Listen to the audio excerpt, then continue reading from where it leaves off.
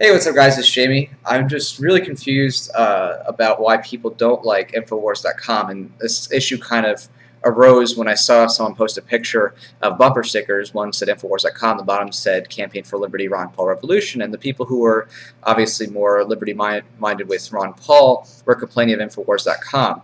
And I don't really understand why people don't like it, other than maybe some superficial reasons, like they don't like Alex Jones's presentation style, which is often boisterous and confrontational and emotional. And sometimes maybe he doesn't get everything 100% right, but then again, when you do a mainstream news every day, not everything's always perfect. But by and large, it appears to me that the content that he writes about is often posted from other news stories already existing, and so a lot of it is just reporting kind of what's already going on. And for the most part, it seems to be true as far as government encroachment, NDAA, Patriot Act, the Katrina gun grabbing, Japanese internment, anything you can imagine with American eugenics, government's power from Youngstown to be able to detain American citizens. I mean, these are all things that you could look up easily in LexisNexis to corroborate, or look up with case law, using Westlaw or something like that. So, just very quickly, I wanted to elaborate more as to maybe why people don't like Infowars.com and kind of explain that from a psychological perspective. If you take a look at people's personality profiles according to Myers-Briggs Type Indicator Test, if you're not familiar with that, I highly recommend you do research on that so you'll understand people better. But a lot of people who are in Liberty Movement tend to be T. They tend to be thinking. They prefer, logic, and usually they tend to be more introverted. So they prefer things that are less boisterous, flamboyant. Whereas Alex Jones tends to have more of a, I guess you could say, boisterous, exuberant, extroverted way of presenting the information. And also the information written on the website is, of course, very, flowery and very descriptive. And some people say that it's exaggeration, but if you look at what's actually happened with the U.S. government to this day, and our debts, and our what's going on with the police and drug dealing behind the doors, and the wars and everything else, I don't really see how that's exaggerated. Going back to the personality profiles, it just seems like a lot of people who follow Ron Paul are traditional, introverted, thinking types really don't like that. But a lot of the people who Alex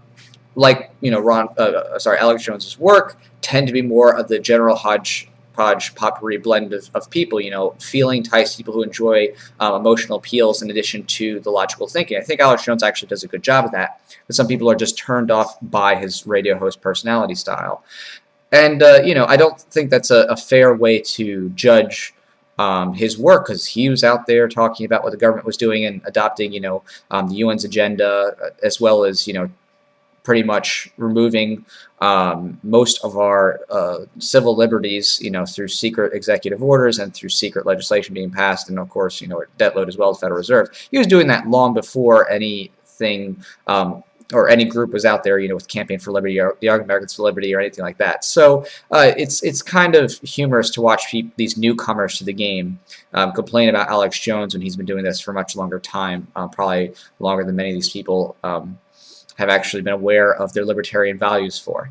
Just on that note, it's a critique of people who don't seem to like Alex Jones but can't really articulate anything why, except, oh, he's a conspiracy theorist or something like that. But meanwhile, government is a big conspiracy where Senate meetings, according to the Constitution, can actually be held behind closed doors. They have national security privileges, the Reynolds privilege, the Totten Doctrine, things which can, exclude evidence from courts, sovereign immunity. I mean, these are, things that if you dealt with law and legal issues, you'd know all about. But if you're just a layperson, you sit there and you're like, oh, they couldn't have done that. And you just project your own values as to thinking you're like the government, or the government's, couldn't be beyond any conspiracy, because you having never even dealt with any government agents or being part of the government yourself, project your own limitations as a human onto people who are running the government.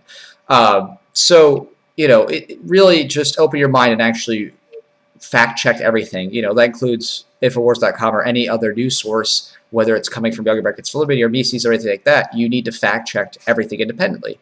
And you'll find that reality is much scarier than you're being told. And Most deals are hammered out between the wealthy, elite, affluent, and influential behind closed doors. It's not really that crazy.